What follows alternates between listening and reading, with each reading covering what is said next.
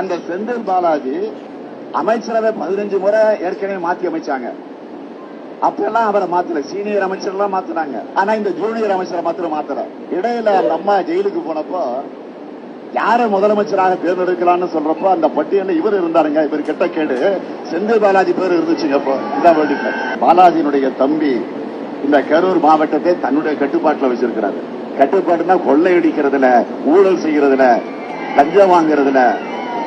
பொறியியல் படிச்சுக்கிட்டு இருந்த ஒரு இளைஞன் கோகுல் என்பவரை கடத்தி அவனை கொலை மிரட்டல் செஞ்சு அவனுடைய சொத்துக்களை எல்லாம் பறிமுதல் செஞ்சு அவன் அதற்கு பிறகு அந்த குடும்பத்தை சார்ந்தவர்கள் நீதிமன்றத்துக்கு போய் அந்த பிரச்சனை இப்ப நீதிமன்றத்தில் இருக்கு. இப்ப எங்க இருக்காருன்னு தெரியல. இந்த மாதிரி நிறைய இருக்குது.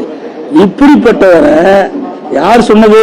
இன்றைய முதலமைச்சர் அன்றைய தினம் செந்தில் பாலாஜி அவர்கள் இப்ப அதுக்குள்ளேயே புனிதமாயிட்டாரா? இப்ப எத்தனை வழக்கு அவர் மீது? அவரே ஊழல்வாதின்னு சொன்ன பிறகு அந்த ஊழல்வாதிக்கு இவர் எப்படி அமைச்சர் கொடுத்தாரு?